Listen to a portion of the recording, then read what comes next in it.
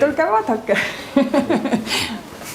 Põhimõtteliselt kliinilised proovid, siis, mis tuuakse bakterite analüüsiks, need tulevad siis siia kliinilise mikrobioloogia ruumi ja siin toimub siis nende proovide esmakülv. Selline näeb välja siis salmonella, kui ta on üles kasvatatud, et selles mõttes ongi, et kui tegelikult ta ei hüppa tassi peal. Jah, et nakkuse tekitamiseks ei ole vaja väga suurt bakterite hulka, piisab, et seal juba natukene midagi leidub, aga selleks, et me saaksime seda määrata, siis tuleb mikrobioloogias siis sellist kasvatusmeetodit kasutada. Siit me saame kohe haiglatesse saata ka selle info, et tegelikult just nende ohtlike haigustekitajate bakterite puhul on hästi oluline ka kiire infovahetus. Sellest aastast siis reovee analüüsi koroonaviiruse suhtes tehakse nakkushaiguste laboris. Ma näitan teile siis, kuidas algab reovee analüüs meie laborist. Et kõigepealt nad tulevad siis siia ruumi. Nii, siin on bioanalüütik. Iga nädala alguses jõuavad siia siis 34 Eesti erinevast kohast reoveed ja neljapäeva pealelõunaks on siis need tulemused analüüsitud. COVID-i proovid tuuakse siia. Siit siis bioanalüütikud pipeteerivad siis need eraldi lahustesse ja siin on meil siis sellised robotid, kus saab korraga väga suurest proovide arvust korraga RNA eraldada. Siin seadmes siis toimub nii-öelda selle COVID-i puhul siis RNA mitmekordne kopeerimine ehk siis süntees, kui viiruse RNA-d, SARS-viiruse RNA-d või seda koroonaviiruse RNA-d ei ole, siis reaktsiooni ei toimu. Ja kui seal ikka on, siis see reaktsioon toimub. Bioanalüütikutel on võimalik tulla meie laborisse praktikale.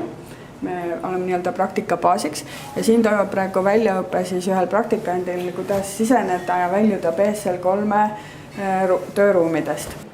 Ühiselt oleme me jõudnud ette võtta ühe mõnusa jõulupeo, kus me läksime tõesti siit majast välja, läksime Tallinnast välja, sõime mõnusa õhtusöögi ja jagasime oma mõtteid olnust ja mis võiks olla. Aga sellistes väiksemates seltskondades meeldib siin töötajatele omavahel käia ka näiteks koos teatris või ooperis või väikestel ekskursioonidel. Meil on siin väga sportlikke inimesi, et kindlasti ühel hetkel me esitame ka teistele Terviseametis väljakutsed. Meie kõik, kogu meie ümbrus ja kõik igapäevaselt kasutatavad tooted koosnevad kemikaalidest. On ohtlikke ja vähem ohtlikke kemikaale. Lõpuks sõltub kõik doosist ja kasutamise viisist. Isegi looduslikud ained ei pruugi olla nii inimese ja keskkonnasõbralikud, kui mõnikord arvatakse. Selleks, et inimeste tervist ja keskkonda kaitsta, on Euroopa Liidus kehtestatud kemikaali õigusaktid, mis on ühed maailma rangeimad.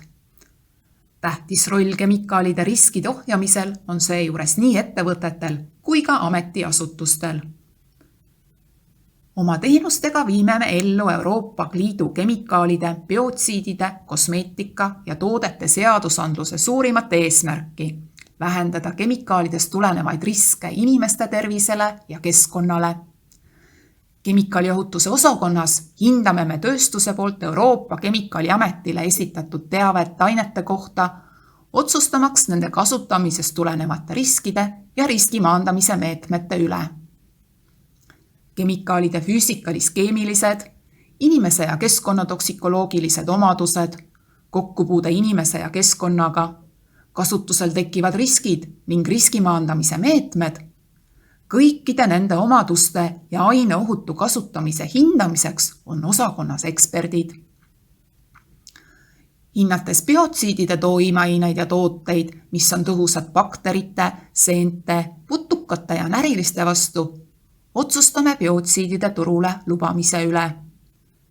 Samuti otsustame, kas kemikaalid on klassifitseeritud ja märgistatud nõuete kohaselt ja kui vaja, teeme ettepaneku ainete klassifikatsiooni ja märgistuse kohaldamiseks või muutmiseks. Meie osakonnas hinnatakse ka mänguasjade ja kosmeetikatoodete terviseohutust ning korraldatakse ja koordineeritakse riiklikku järelevalvet kemikaalide, biotsiidide ja toodete üle. Lisaks kõigele sellele nõustame ettevõtteid seaduse nõuetest riiklike kasutajatugede kaudu, sest teadlik ettevõtja oskab ka kemikaalide riske paremini kontrollida. Meie tegevused on osa Euroopa Liidu protsessidest, mille tulemusel kehtestatakse Euroopa Liidus tingimused ainete tootmisele, turule laskmisele ja kasutamisele. Teadusliku ja tehnilise teabe süstemaatilise hindamise tulemused on sisendiks Euroopa Liidu poliitikakujundajatele, näiteks vähki, geenimutatsioone, viljatust põhjustavate, sensibiliseerivate ja endokriinsüsteemi ohustavate ainete piiramiseks ja keelustamiseks, et kaitsta töötajaid ja tarbijaid ning haavatavaid elanikkonnarühmi.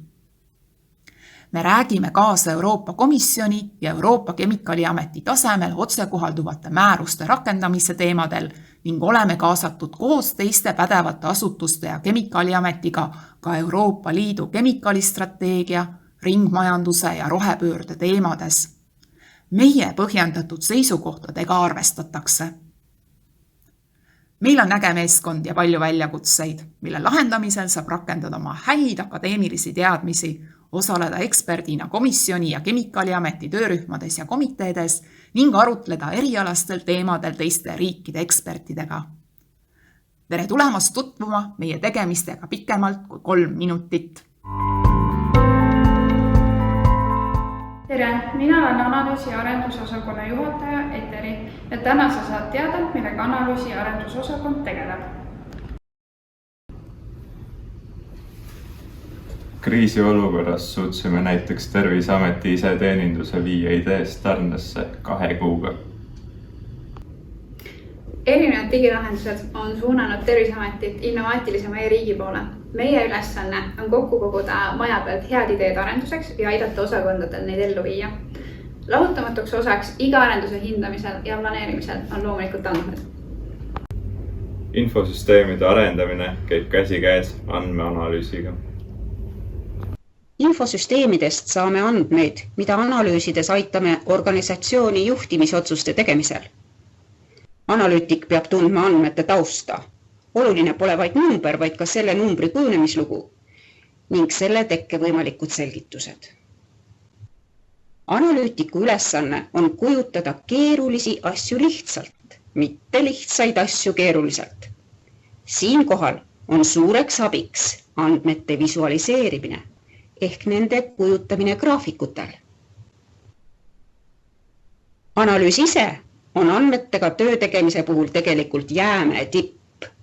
Väga palju oleneb andmete kvaliteedist ning tihti peab andmeid olulisel määral puhastama ja töötlema, enne kui saab leida korrelatsioone, mustreid, trende ja palju muud. Kui teil on mure arenduste või andmetega, Siis meie uks on teile alati avatud. ja koostöö meiega on alati hea.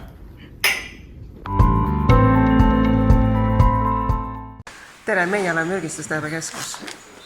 Töötame 24/7 kogu aeg nagu konnad koore kannus hüppame. Me päästame elusid.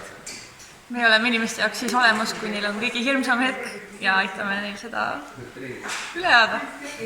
Me toetame kiirabi ja meedikuid nõu ja jõuga. Kuulame ära kõik mured, millega meile helistatakse. Ära karda meile helistada, me ei mõista hukka, vaid katsume meile kaasa elada ja anname head nõu. Toome rahu vanematele. Peale selle me tegeleme ka uurimustööga. Me kogu aeg hekseldame ja analüüsime ja synteesime teadusajakirjandust ja me otsime alati fakte. Igal meie väitel on alati referentsid olemas. Tegelikult on meil jumalast kihvt töötada. Me küll töötame mürgistusteabekeskuses, aga meie sisekliima ei ole mürgine. Tere tulemast Terviseametisse! Oleme meditsiiniseadmete osakond ning tegutseme Tartus. Meditsiiniseadmed on meie märkamatud kaaslased läbi elu. Paljud igapäevased aparaadid, vahendid ja muu säärane kuulub meditsiiniseadmete valdkonda. Mõni seade on tuttav ja äratuntav igaühele, näiteks süstlad, kraadiklaasid. Mõni aga üllatab meditsiiniseadmete hulka kuulumisega. Näiteks värvilised kontaktläätsed ja implantaadid on kokkuleppeliselt meditsiiniseadmed. Ka tarkvara, näiteks nutikellad ja mõned rakendused on meditsiiniseadmed. Mõni seade on oma olemuselt hästi lihtne, nii kasutuse kui ka valmistamise osas ja praktiliselt muutumatul kujul kasutusel olnud juba pikka aega. Samas aga mõni on tipptehnoloogiate musternäidis. Antud valdkond areneb väga kiiresti ja kohati paneb proovile kehtivad õigusaktidki. Viimase 2 aasta jooksul on vist igaüks kokku puutunud kas või mõne siin slaidil oleva asjaga, endalegi ehk teadmata, et tegemist on just meditsiiniseadmega. Kuna meditsiiniseadmeid kohtab igal pool, siis on oluline, et nende puhul kehtivad ranged ohutus- ja toimivusnõuded oleksid ka täidetud. Seda aitab tagada tõhus järelevalve nii Eesti kui ka terves Euroopa Liidus. Eestis teeb meditsiiniseadmete üle järelevalvet Terviseamet ja selle raames tehtavad tegevused on jagatud 2 teenuse vahel. Siin slaidil on nimetatud meie teenused. Nende tegevuste raames teeme koostööd erinevate osapooltega, olgu selleks teised riigiasutused, näiteks Maksu- ja Tolliamet, Haigekassa või Sotsiaalkindlustusamet või Eestis meditsiiniseadmeid tootvad või levitavad ettevõtted. Suur osa meie osakonna tööst on rahvusvaheline. Euroopa Liidu erinevate liikmesriikide pädevad asutused teevad oma vahel koostööd, et tagada ühise turu toimimine. Parema koostöö korraldamise nimel on asutatud erinevaid töögruppe ja organisatsioone, mille koosseisu me kuulume. Lühidalt on meie töö vaheldusrikas ja väljakutsed jagub. Uusi kolleege ootame alati ka endale külla meiega lähemalt tutvuma. Veel kord tere tulemast teile! Meil on väike tubli osakond, keskkonnatervise osakond. Me tegeleme väga paljude erinevate asjadega. Võib-olla te meid ei märka, aga me oleme iga päev teie vahel oma erinevate ülesannetega. Üks suurematest ülesannetest on joogivesi. Sellest võib-olla räägib Lauri. Suurim teenus on meil veevaldkond. Veevaldkonnas on meil kindlasti joogivesi, mis puudutab tegelikult igat inimest terves Eestis. Ja vaatame, et veekvaliteet oleks korras ja vesi oleks veel parem inimestele. Aga veevaldkonnas, veeteenuses on meil ka teisi valdkondi. Lisaks joogiveel on meil seal ka suplusvesi. Me vaatame, et suplusvesi nii veekogudes kui basseinides oleks ohutu. Tavainimesed märkavad võib-olla müra, antennid, ümberringi igasugused tehnilised seadmed. See on ka üks teema, kus meie toimetame. Sellest räägib Rasmus. Müra. Jaa, see on see, mida me kuuleme, see, mis meile häiringut põhjustab. Üldiselt ongi see nii-öelda defineeritud kui ebameeldiv heli ja see ei ole tervisele mitte kasulik. Meie eesmärk on, et seda meie ümbritsevas keskkonnas oleks võimalikult vähe ja selle eesmärgi täitmise nimel keskkonnatervise osakond näeb iga päev väga palju vaeva. Veel üks huvitav teema, mis puudutab võib-olla rohkem naisi, need iluisikuteenused. Meie osakond toimetab ka selles valdkonnas, siin räägib meile Olga. Iluteenuste valdkond on väga huvitav, aga samas eeldab hästi palju pingutusi nii keskkonnatervise osakonna poolt kui ka regionaalosakondade poolt. Ja kõik selle nimel, et iluteenused oleksid tervisele ohutud. Viimane teema on õpikeskkonna, elukeskkonna ja õpikeskkonna ohutus. See on ka väga lai teema ja millega meie ka natuke tegeleme. Siin räägib Kaili. me vaatame iga päeva, et haridus- ja sotsiaalasutuste elukeskkond on tervisele ohutu, et lapsed, vanurid, kõik selline haavatava inimgrupid, et nende tõesti see elukeskkond oleks tervislik ja meeldiv. Mina tutvustan sulle tervishoiukorralduse toimepidevuse osakonda.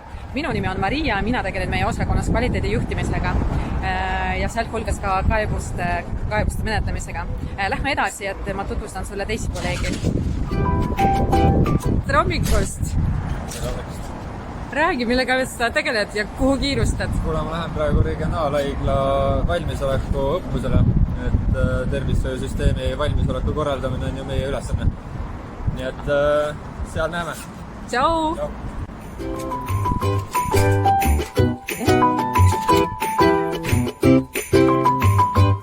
Tere, Kristjan! No, räägi. Mis sa tahad kuulda mu käest?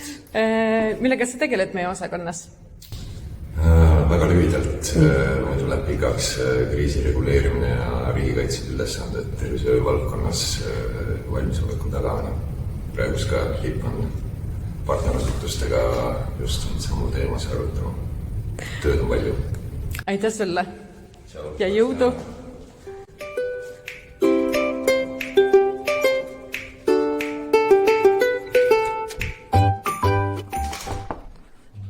Nii, tere Kalev! Räägi, millega sa tegeled meie osakonnas? Tere! Eesti kiirabi. See on 102 igal ööpäeval palves olevat kiirabibrigaadi, kes võtavad appi ligi 800 väljakutsele ööpäevas. See on 33 väljakutset ühes tunnis. Kiirabi tuleb teie juurde appi kiirelt, kui sind on tabanud äkki tõsine terviseprobleem või on tekkinud õnnetusjuhtumist tingitud tervisekahju. Aga aitäh! Tere, Kaie! Räägi, millega meil tegeled? Meie viime ellu töötervishoiupoliitikat, analüüsime Eesti töötajate kutsehaigestumist, aga mitte ainult. Meie poolt tunnustatud arstid teostavad ka meremeestele tervisekontrolli. Aitäh sulle! Tere, Katrin! Näita, mis sul on? Mina väljastan tegevuslubasi, et tervishoiuteenuse osutajad siis korrektselt kuidagi töötada saaksid oma tegevust paremini. Aitäh sulle! Ja näiteks siin kabinetis registreeritakse tervishoiutöötajad, kantakse registrisse, suunatakse vastavuse eksamile või vormistatakse registreerimises keeldumise otsuseid. Et lähme edasi.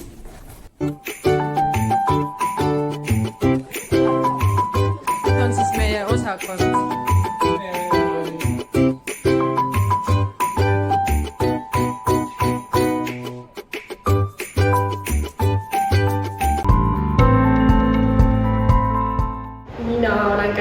Ma olen Põhja regionaalosakonna tervishoiu menetlusgrupi juht.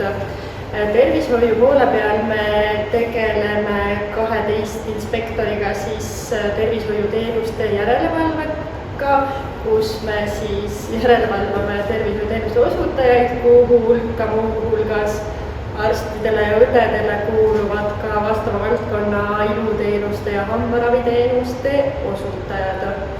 Lisaks hoiame me nakkust tõrjuvates silma peal laevadel ja piiripunktidel ja COVID viis meie inspektorid ka tänavatele. Ja COVID-piirangud, mis siis meie inimesed tänavale viisid, aitasid kaasa tegelikult meil ka koostöö tihendamisele nii MUPO kui politseiametnikega ja kontrollisime, et me siis, meie töötajad kontrollisid siis ühisreidide käigus piirangutest kinnipidamist avalikus ruumis. Ja need kontrollid tõid meile kaasa ka siis sellise tegevuse nagu väärteomenetlused ja järelevalvemenetlused siis nendes raamides. Mina olen keskkonnatervise menetlusgrupi juht ja lähme vaatame, millega keskkonnatervise inspektorid tegelevad. Liis, mis sul täna plaanis on? Sain liiklusmüra kaebuse ja lähen uurima.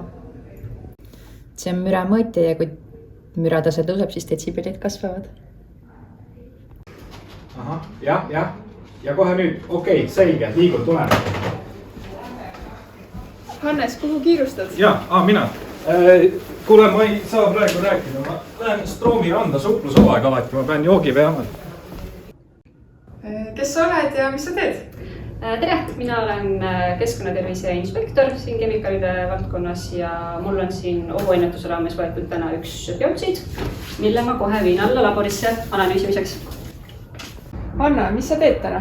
Mina just valmistan ette, et ma lähen objektile, et üks objekt saada terviseohutuse hinnangud ja ma teengi paberid praegu valmis. Sellega ma lähen lasteaeda ja mõõdan täna temperatuuri ja õhuniiskust. Teine aparaat, sellega ma mõõdan siis ruumi suurust ja siis vajadusel käin ka tänavu mõõtmas ka valgustuse tugevust. Regionaalosakondades muuhulgas inspekteeritakse ka laevu ja väljastatakse sanitaartunnistusi. Kõikides regionaalosakondades on tagatud 24/7 valvering erakorralise rahvatervist ohustava sündmuse tekkimisel ja epidemioloogilisi puhanguid seiratakse andmekogudes ja neid analüüsitakse hiljem samuti osakondades.